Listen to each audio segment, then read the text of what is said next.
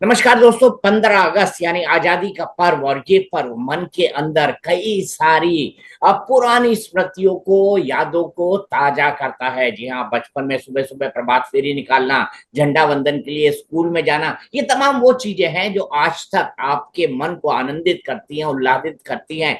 देशभक्ति के गीत, और देशभक्ति के गीत जब रगों में दौड़ते हैं तब ऐसा लगता है ना कि इस देश के लिए कुछ करने के लिए, मिटने के लिए हम भी हैं तैयार। लेकिन इस 1947 में 14 अगस्त को पाकिस्तान को भी आजादी मिली थी। अब पाकिस्तान के दो टुकड़े हो चुके हैं, उनमें से एक बांग्लादेश आजकल चर्चा में है। और इन्हीं तमाम पहलुओं पर हम बात करेंगे कि पाकिस्तान और बांग्लादेश, पाकिस्तान तो कट्टरपंथी था ही था, बांग्लादेश का कट्टरपंथियों की तरफ बढ़ना या कट्टरपंथी इस्लाम की तरफ बढ़ना हमारे पड़ोसी होने के मायने में कितना खतरनाक है, इसी बारे में जानने के लिए मेरे साथ जुड़ गए हैं डॉक्टर दीपक वोरा, एम्बेसडर दीपक वोरा, जिनको मैं वायरल वायरल डिप्लोमेट की तरह के तौर पर जानता हूं, क्योंकि इनकी हर बात वायरल हो जाती है।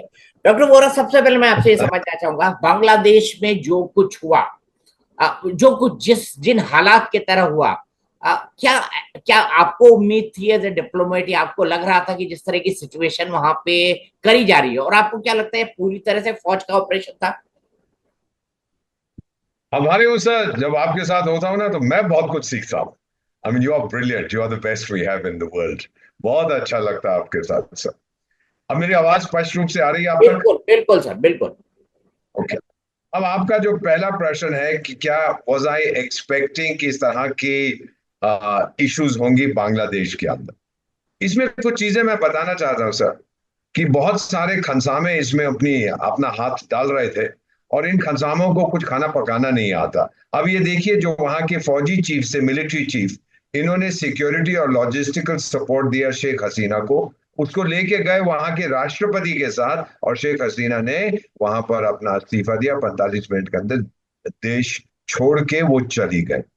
सर, ये बड़ा क्लियर है, मैं आपको बताता हूं अभी क्यों। कि गोल ये नहीं था कि वो स्टूडेंट्स जो है उनके कोटा वोटा को वापस कर दिया जाए। गोल वाज रेजिम चेंज।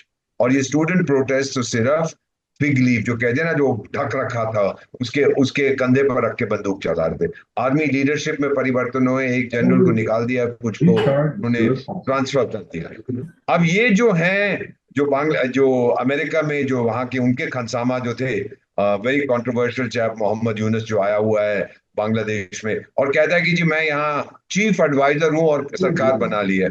सर, अब मैं ये पूछता हूं कि सुप्रीम कोर्ट के चीफ जस्टिस और उसके ब्रदर जजेस को आपने क्यों निकाला? क्योंकि बांग्लादेश के संविधान में कोई ऐसा सिस्टम नहीं है, इंटरिम गवर्नमेंट कोई पोजीशन नहीं है चीफ एडवाइजर।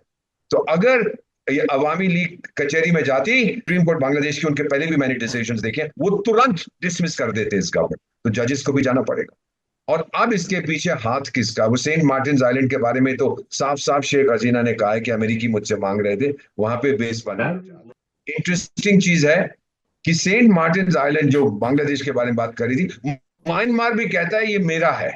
ये दोनों जो मिले हुए हैं ना देश, ये दोनों मालिक हैं सेंट मार्टिन के। तो फिर नेपिडो जो म्यांमार की राजधानी है, वहां पर भी सरकार को बदलना है, ताकि ये दोनों मिलके बांग्लादेश में प्रो अमेरिका, नेपिडो में म्यांमार में प्रो अमेरिका, और ये मिलके फिर अमेरिका को वो दे जो अमेरिका चाहता है। अब सर सवाल ये उठता है, क्या हम लोग इसको एक्सपेक्ट कर रहे थे? पाकिस्तान के जो आर्मी चीफ थे, आईएसआई चीफ थे, कुछ महीने पहले वॉशिंगटन गए। वहां पे लाल कारपेट उनको दिया गया। जो आईएमएफ का लोन था 7 बिलियन का, अप्रूव किया। 7 बिलियन मांगा नहीं था इन्होंने सर, इन्होंने मांगा था 3 बिलियन। ये 7 कहां से आ गया? इनको बताया गया कि टाइगर लाइन पे आ जाओ तो डबल पैसे देंगे, डबल पैसे इनको मिल गए। फिर अमेरिका ने अपनी तरफ से $100 मिलियन उनको दे दिए, और बहुत सी और चीजें उनको पुछ पुछ पुछ करने लगे। और फिर अमेरिका ने ये भी बोला, वो जो अफगानिस्तान में तुम्हारा आदमी गया था, वहां जब ये तालिबान की सरकार बन रही थी, वो तो बड़ा बदमाश आदमी है, वो फॉर्मर आईएसआई चीफ, उसको पकड़ के जेल में डाल दिया। सो ये सारी चीजें हम लोग जो इसको ऑब्जर्व कर रहे थे, हम समझ रहे थे यहाँ कुछ होने वाला है। नहीं तो इस तरह की चीजें क्यों हुई? अब इलेक्शंस के बारे में अमेरिका कहता है ये फ्री एंड फेयर नहीं थी। क्या बकवास कर रहे हैं आप लोग? दुनिया भर के जो ऑब्जर्वर्स गए थे, बोले बिल्कुल फ्री इलेक्शंस। आप कौन चौधरी होते हैं ये बताने के लिए कि ये फ्री है? हम रिकॉग्नाइज नहीं करते। सर कौन है ये तो पुतिन को रिकॉग्नाइज नहीं करते as president of Russia, Maduro को रिकॉग्नाइज नहीं करते एज प्रेसिडेंट ऑफ वेनेजुएला। ये होते कौन है? इन लोगों ने वोट किया था कि उस देश के लोगों ने वोट किया था? तो ये सब चीजें देखकर हमको ये लग रहा था, मेरे को ये समझ आ रहा था, जो हमारे बांग्लादेश के ऊपर एक्सपर्ट्स हैं इस एरिया में, सबको ये लग रहा था हमारे ग्रुप में कि यहाँ पर अब कुछ ना कुछ दंगा होने वाला है। और फिर ये आपने दंगा देख लिया, इतनी जल्दी हो रहा होता ये हमने नहीं सोचा था। हमको लगा था कि शेख हसीना अभी डटी हुई है, फौज उसकी बात मानेगी, स्टूडेंट प्रोटेस्टर्स को शांत करेगी, लेकिन ये नहीं हुआ।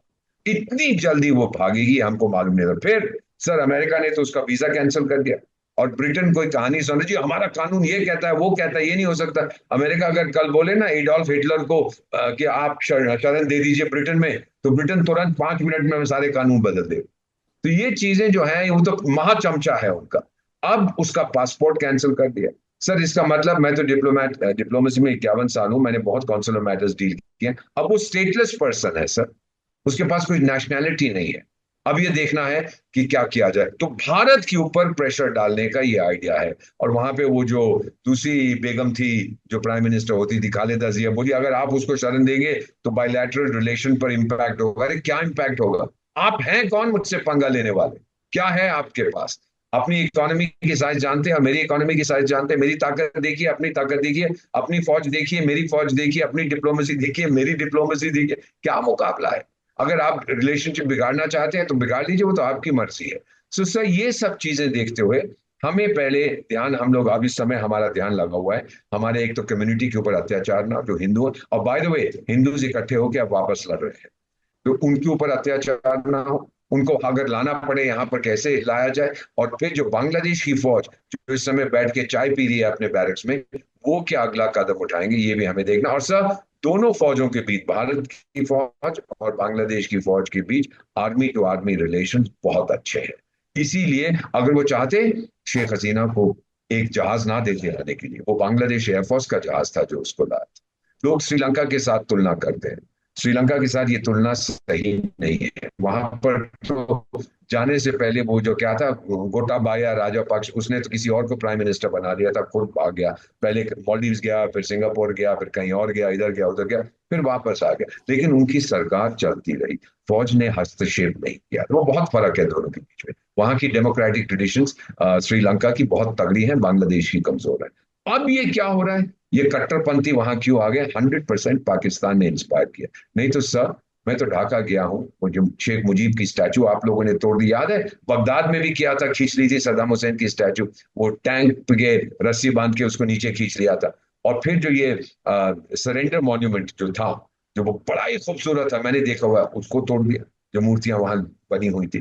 तो ये सब आप अपना इतिहास मिटाने की कोशिश कर रहे हैं। और ये स्टूडेंट प्रोटेस्ट जिन लोगों ने ये किया है, औरतों के अंडरवेयर दिखा रहे थे, जो आपने वीडियोस देखे हैं सर, खुद मैं तो बाप हूं एक बेटी का, मेरा तो क्या क्या कहता हूं कि मैं बहुत गुस्सा आता है ये सब कुछ देखकर।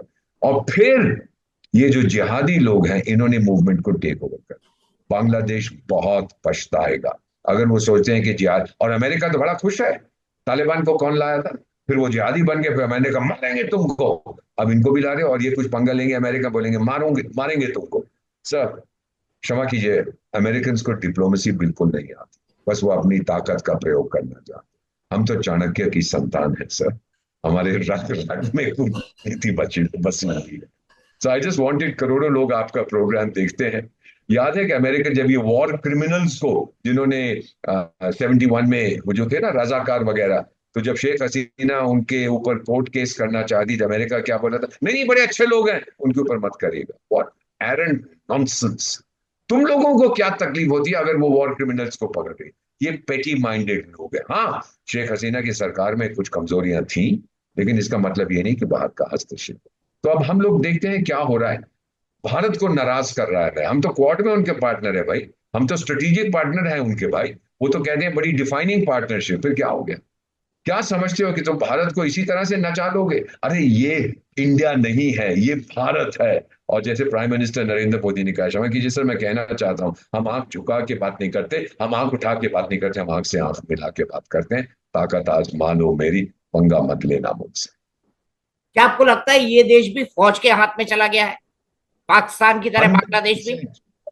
परसेंट 100% लीगली फौज नहीं आई, अभी तो बैठी हुई है पीछे, पर सारी जो जो उसकी डिसीजन है वही तरह। नहीं तो ये चार स्टूडेंट लीडर 25-26 साल के और कुछ एनजीओ, वो क्या सरकार चलाएंगे सर? क्या एक्सपीरियंस है, क्या एक्सपर्टीज है? तो ये सारा कुछ डिसीजन तो फौज ले रही है वहां पर। और ये फौज को नाराज नहीं कर सकते, क्योंकि फिर फौज आई, जब आएगी टेक ओवर करेगी, ये सब फिर जेल में जाएंगे। और वो जो नोबेल लॉरिएट है अमेरिका, हिलरी क्लिंटन का खनसामा, फिर वो उसको अमेरिका वापस भेज देंगे। आपको क्या लगता है कितना खतरनाक हो गया है भारत के लिए कि पाकिस्तान में आईएसआई है और ढाका के अंदर कुछ ऐसी शक्तियां बैठी हुई हैं जो चाहेंगी कि इंडिया डिस्टेबलाइज हो? और मैं G20 के बाद के हालात पर आऊंगा उस वक्त, उसके बाद वर्ल्ड ऑर्डर में ये क्या क्या बदला है, लेकिन मुझे यह समझाइए कि भारत, पाकिस्तान और बांग्लादेश, इन दो का हमारे ऊपर बैठा रहना, पाकिस्तान चाइना की गोद में बैठा हुआ है, बांग्लादेश किसकी गोद में जाकर बैठ जाए कहते हैं, चाइना भी उसमें इन्वॉल्व है, अमेरिका भी उसमें इन्वॉल्व है, वर्ल्ड ऑर्डर भी बड़ा डिफिकल्ट है और भारत बहुत तेजी से आगे बढ़ रहा है। तो क्या भारत को परेशान करने के लिए बांग्लादेश में ऑपरेशन किया गया है? आप एक कूटनीतिज्ञ के तौर पर, डिप्लोमेट के तौर पर क्या देखते हैं? ये सही है कि प्रेशर भारत पे डाला जा रहा है सब तरफ से। और आपने अभी जिक्र किया कि पाकिस्तान चाइना की गोद में बैठा है। सर वो अब गोद से उठ गया है, चीनियों ने निकाल दिया है। क्योंकि उन्होंने कहा है, एक तो चाइना तो दुनिया का सबसे बड़ा इस्लामिक देश है ना सर, उइगुर्स को कितनी मोहब्बत करते हैं वो लोग। तो पाकिस्तान का उनके साथ क्या लेना देना? पाकिस्तान अमेरिका की तरफ जा रहा है, और अमेरिका ने पाकिस्तान को कहा, देख टाइगर, पैसे वैसे चाहिए, ये चाहिए तो चीन को झापड़ मार के मेरे पास आ जाओ। वो चला गया है। उनके पास क्यों जा रहा है? कि वो अफगानिस्तान को कंट्रोल करना चाहते हैं थ्रू पाकिस्तान। और फिर उनको लोग चाहिए, पाकिस्तान की तो मर्सनरी आर्मी है, उनका तो दीन धर्म ईमान तो कुछ है नहीं। तो वो जब अमेरिका पैसे देगा वो वही करेंगे। एक तो ये चीज आप नोट करिएगा। दूसरा, जो बांग्लादेश में जो जिहादी अभी आए हैं, ये जीतेंगे नहीं सर। इस समय कॉन्फ्लिक्ट है बिटवीन बांग्लादेश के लोगों की बंगाली आइडेंटिटी और मुस्लिम आइडेंटिटी। फिलहाल हमको लगता है कि मुस्लिम आइडेंटिटी भारी है, लेकिन नहीं सर, वो बंगाली लोग दे आर वेरी सेंसिटिव। मैं तो रहा हूँ उस एरिया में, वो वापस अपनी बंगाली आइडेंटिटी पे आएंगे और इन जिहादियों को वो बाहर निकाल। हाँ, इस्लाम को वो लोग पसंद करते हैं, उनका धर्म है, लेकिन ये मतलब नहीं है कि सारी दुनिया में वो जाके इस्लाम इस्लाम का ढंडोरा पीटेंगे। वो पाकिस्तानियों की तरह नहीं है सर। और जो 50 साल या 55 साल से ज्यादा की उम्र के हैं, उन्होंने ये बात वो भूले नहीं है कि क्या हुआ था इनके साथ। एक चीज जो मैं अपने बांग्लादेशी फ्रेंड्स को कहता हूँ, कि जो देश अपना इतिहास भूल जाता है, उसका भविष्य कोई नहीं होता। तो भारत के ऊपर प्रेशर 100%। अभी स्वतंत्रता दिवस 2 दिन दूर है, आज जब हम रिकॉर्ड कर रहे हैं आपके साथ वार्तालाप, प्रेशर डालेंगे। लेकिन सर अब भारत इतना मजबूत है कि अब हमसे कोई पंगा नहीं ले सकता। एक चीज मैं आपको कहना चाहता हूँ सर, करोड़ों लोग आपका प्रोग्राम देखते हैं, यू आर अ लेजेंड। मैं एक चीज कहना कहता हूँ सर, 1947 में तो केवल मेरा जिस्म आजाद हुआ था सर। उस समय मेरी मानसिकता तो बड़ी ब्रिटिश, ऑक्सफोर्ड और कैम्ब्रिज वाली होती थी। तो आप काला आदमी के ऊपर, हम गोरा आदमी राज करता था। मैं 1947 की बात कर। उसके बाद क्या हुआ था सर, दूसरे विश्व युद्ध में आपको पता है कि 25 लाख भारतीय सेनानी, ब्रिटिश इंडिया, वो लड़े थे ब्रिटिश साम्राज्य को बचाने के लिए।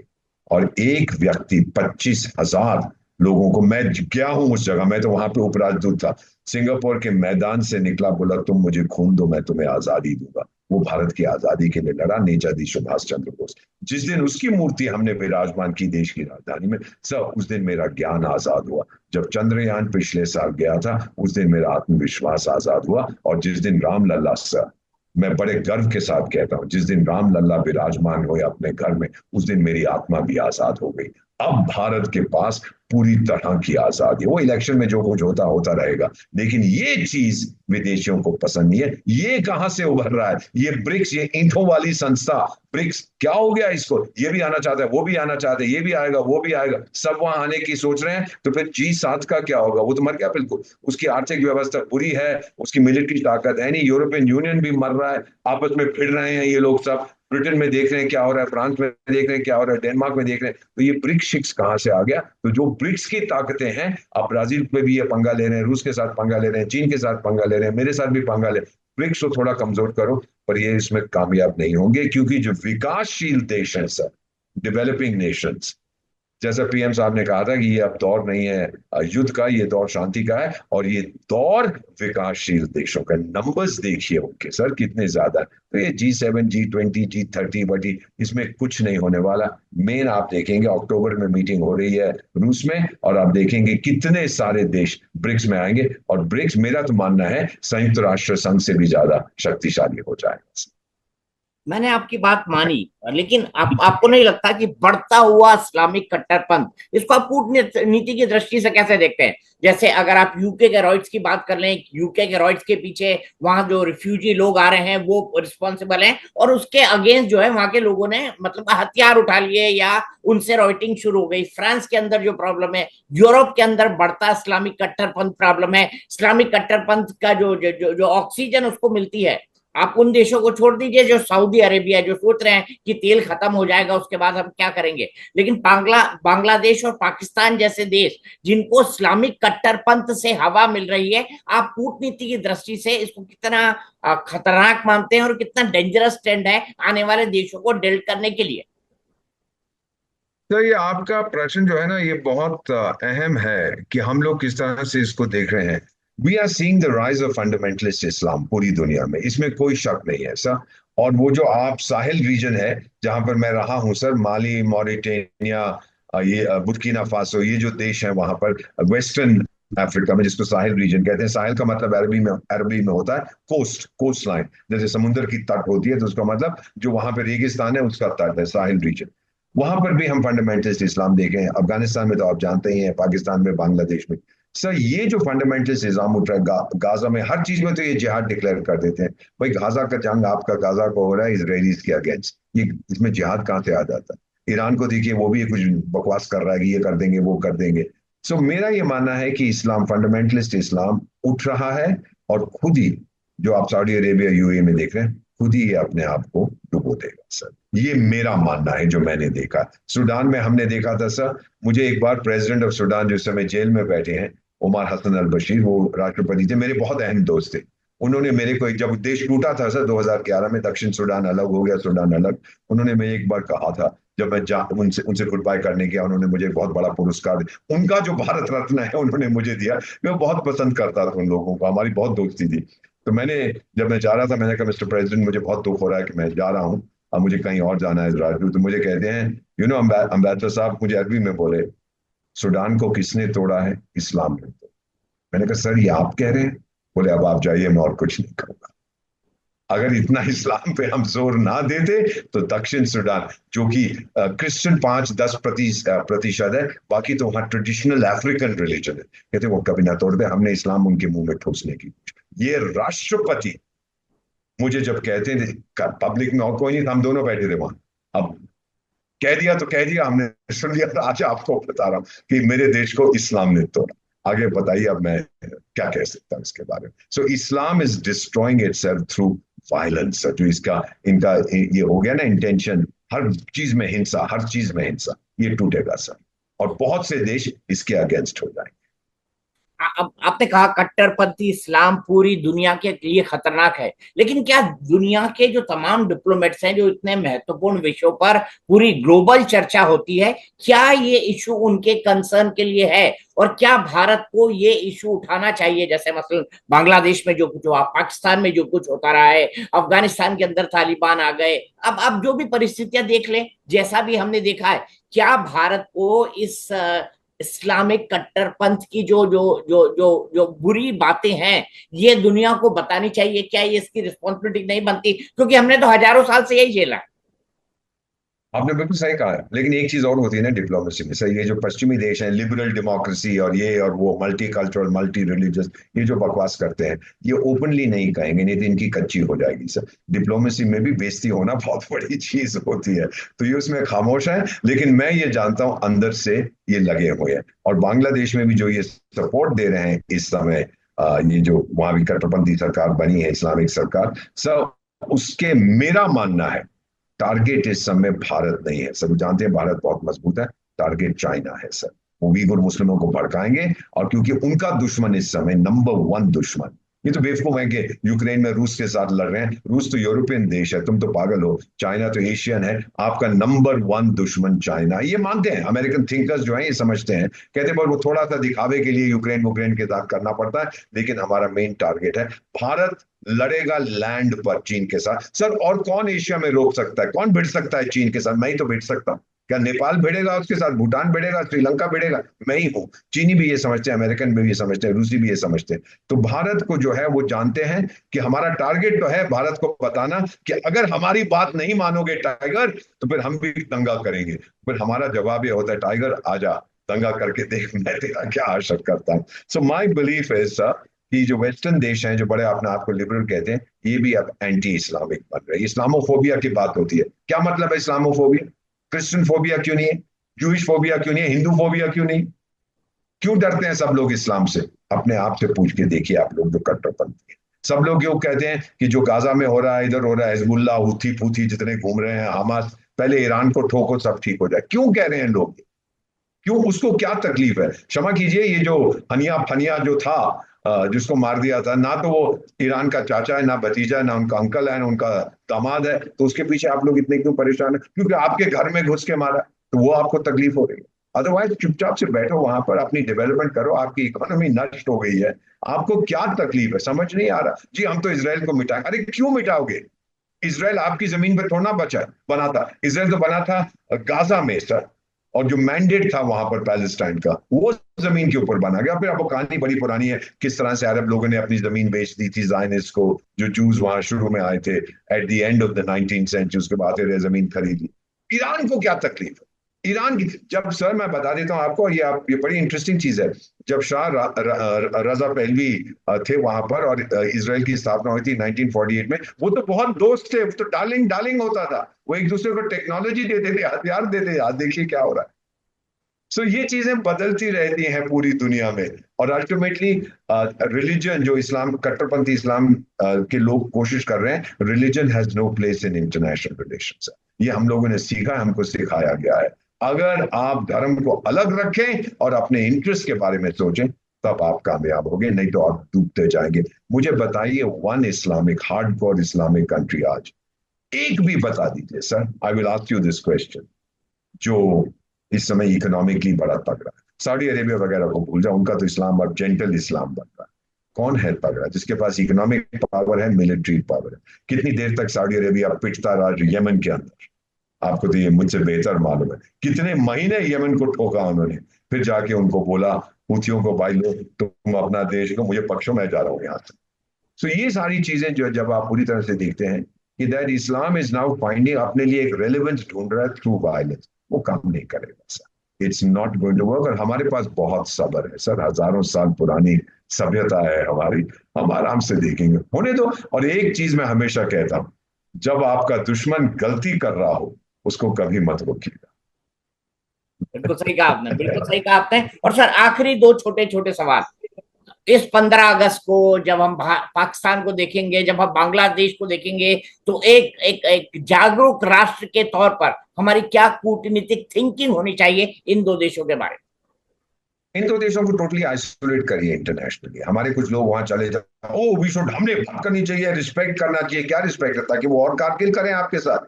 ये मेरे 85 साल के, माफ कीजिएगा, हमारी विदेश सेवा के भी एक सदस्य हैं, बहुत साल हो गए, 85 साल की उम्र है, वो जाके जो कुछ आता है मन में वहां कह देते हैं।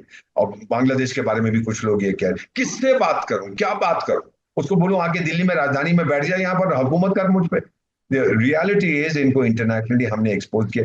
पीएम साहब ने पाकिस्तान के बारे में एक चीज कही थी सर, मैं बहुत शागिर्द हूँ प्राइम मिनिस्टर का, उन्होंने एक चीज कही थी कि इनको, इनकी सारी हेकड़ी मैंने खत्म कर दी है, याद है आपको सर? और अब इनके हाथ में कटोरा दे के भीख मंगवाऊंगा। वही तो ये लोग कर रहे हैं इस समय। और बांग्लादेश को भी ये बात मालूम है, उनको सबको मालूम है सर, जो मेरे दोस्त हैं वहां, जब बहुत मुसीबत आएगी, उनकी रक्षा के लिए केवल भारत आएगा। श्रीलंका में क्या हुआ, नेपाल में क्या हुआ, आप मुझसे बेहतर जानते हैं। केवल भारत गया था वहां उनकी रक्षा का, 4 बिलियन 3 बिलियन जो हमने उनको डॉलर दिए, चीन ने ठेंगा दिया था उनको। ये लोग भी ये जानते हैं सर, चीन किसी का दोस्त नहीं है, और चीन इस्लामिक कंट्री नहीं है। तो ये हमारी कूटनीति है कि वी कंटिन्यू पाकिस्तान को तो टोटली आइसोलेट और एक्सपोज करो, और बांग्लादेश में गवर्नमेंट के साथ हमारी सिस्टम होता है, हम इंडिविजुअल से बात नहीं करते, हम सरकार से बात करते हैं, जो भी पावर में हो उनको भी कहा जाए उनके साथ कि देखिए आपको इतना नुकसान हो, वो हम कर रहे हैं, इतने फायदे होंगे, आप देख लीजिए आप दोस्ती किसके साथ चाहते एक आखिरी सवाल था, शेख हसीना किस देश जाएंगी? अभी तक उन्हें कहीं असाइलम नहीं मिला है।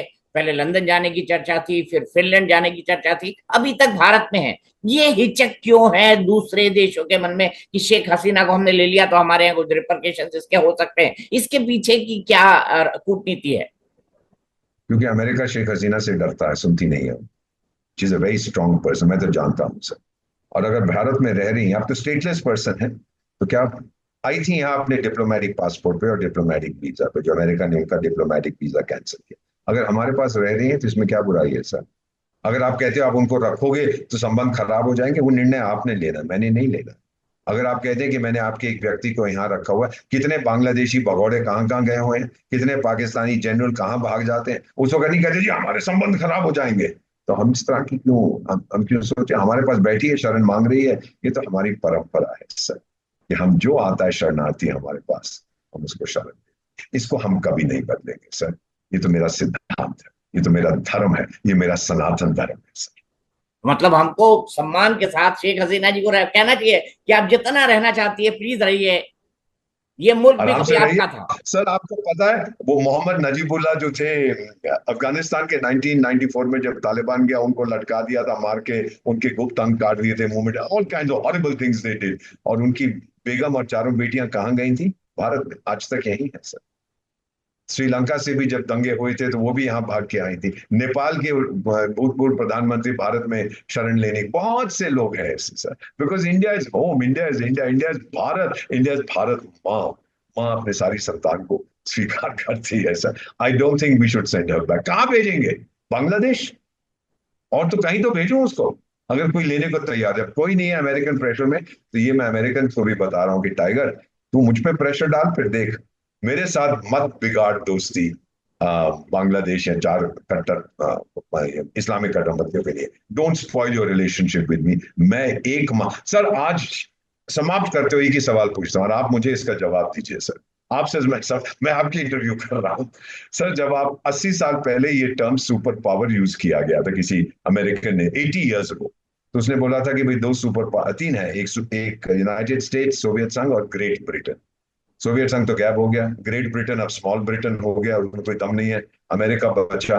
हमारे अरब लोग हमें जो कहते हैं सर, अब सही है कि नहीं आप बताइए, कहते हैं देखिए अमेरिका तो अफगानिस्तान में पिट के भाग गया, उस पर हम सिक्योरिटी के लिए डिपेंड नहीं कर सकते, रूस यूक्रेन को ठोक रहा है और आपस में ठोका जा रहा है, उस पर नहीं डिपेंड करें, चीन पे हमें भरोसा नहीं है, केवल एक सुपर पावर पे हमें भरोसा है, उसका नाम भारत है। क्या भारत सुपर पावर बन चुका है सर?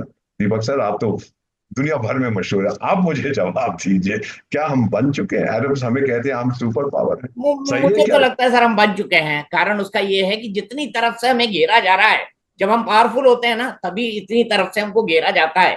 और आपके कनाडा वाले जस्टिन ट्रूडो वो कभी कभी कुछ कर देते हैं, कहीं कुछ यूके में हो जाता है, कहीं यूरोप में हो जाता है, और ये पाकिस्तान बांग्लादेश तो बने ही इसीलिए हैं। तो आपसे बातचीत के सर बहुत अच्छा लगा। लगातार आपसे मेरी ये बातचीत चलती रहेगी, आपको पता है। मैं आपको वायरल डिप्लोमेट कहता हूं, और अभी देखिएगा आपकी ये 2-3 बातें और वायरल होने वाली है। तो हमारी आज की इस बातचीत में इतना ही। एम्बेसडर वोरा हमें बता रहे थे कि इस्लामिक कट्टरपंथ आने वाले समय के लिए कितना खतरनाक है, उन देशों के लिए कितना खतरनाक है जो खुद इस्लामिक हैं। लेकिन ये कट्टरपंथ क्या बिगाड़ सकता है वर्ल्ड ऑर्डर में, इसको मैं आपको समझते और समझाते रहूंगा।